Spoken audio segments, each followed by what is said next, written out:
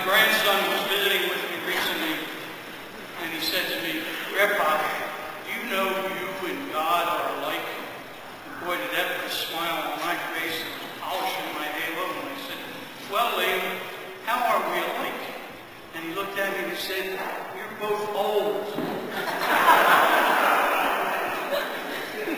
Thanks, Liam. Here's a little story told by Mother Teresa. One night, a man came to our house and told me, "There is a family with 8 children. They have not eaten for days." I took some of the food with me and went.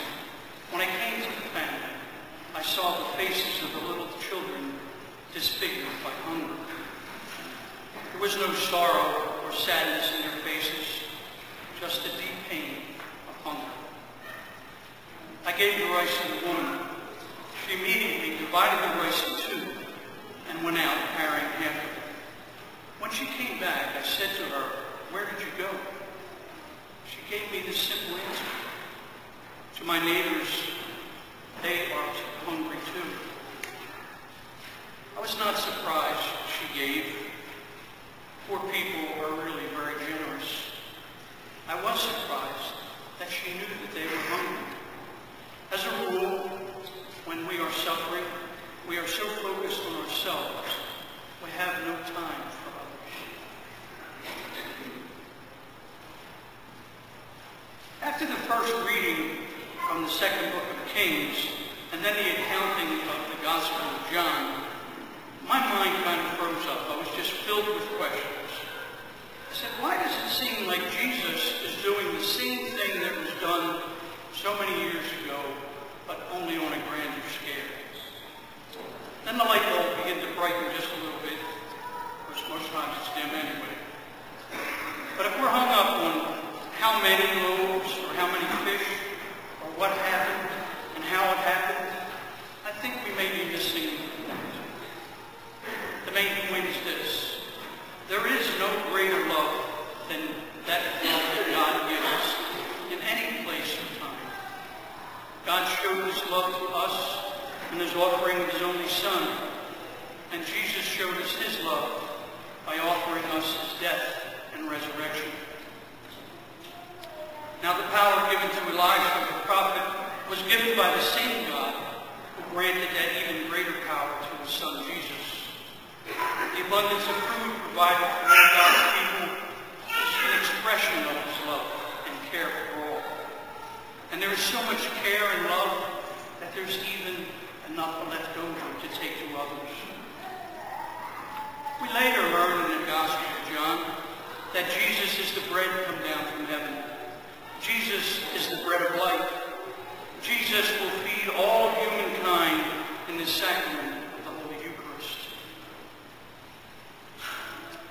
Perhaps when we think of Mother Teresa, we can think of her as a gift from God to the poorest of the poor. In the story I opened with, we learn that the poor people are really very generous. With the little that woman was given, she immediately cut it in half, took it to her neighbor, even before feeding her own children who were starving. And isn't it interesting that the boy with so little food offered it to Jesus to share with the crowd? It almost seems ridiculous, doesn't it? For me, this is another expression of Jesus saying to us, "Let the children come to me." Because the children don't worry about things. They take things and give. They're happy to share what they have, and they believe that there will always be enough. And Jesus does provide enough.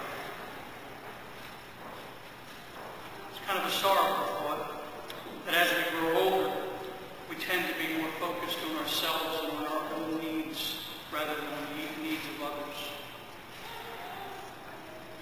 For some of us, I think the feeding of the hungry crowd by Jesus is simply a miracle. And I say simply because for some of us, we don't need any explanations. Jesus is the Son of God, and that is that. There's no explanation needed. He performs miracles all the time, even today. Others perhaps might choose to believe that this was some sort of a sacrifice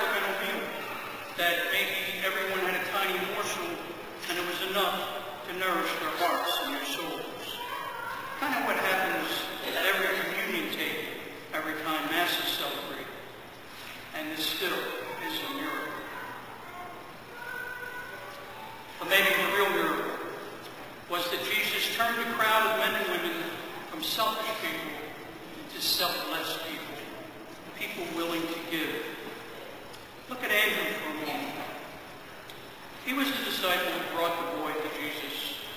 Andrew could have said, you know, there's 5,000 men out there with their families. This is stupid.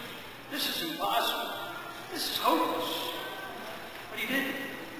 Instead, he said, let me see what I can do. Let me see what I can find. And I'll leave the rest to Jesus. Andrew brought this boy to Jesus. How many opportunities do you and I have to bring other people to Jesus? But we're just too afraid to speak out. We're just a little too shy to reach out. And Jesus does perform miracles today, all the time. We simply have to have more faith. What about the boy? What if he didn't want to share? He said instead, this is all I have, and this is barely enough for me. You and I, we may have little to give or to share with others in need, but Christ is still working miracles today. The little that we bring becomes much when we add it all together. If everyone just gives a little bit of a share, the food pantry grows. If people turn their eyes to serve the poor, then more and more poor people are served through just a little bit of help. It's a miracle. They're being done all the time. But is it really about food? Is it about the hunger in our bellies? Is it about the fish in the bargain? For us here today, I don't think so. But for all of humankind, there is a deeper hunger. A hunger not in our stomachs, but in our souls. Our souls are longing. Our souls are desiring something that we can't just pinpoint, we can't put a finger on. I believe that every one of us, every single one of us wants to be part of the miracle. We just don't know how, when, what, and where. I know in my heart that Jesus wants us to be like children. Just to simply ask like little children, show me, Lord, what and where.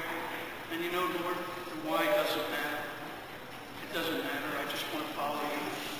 I want to do your will. Our generosity will not be measured in what we do, the things we give. Our generosity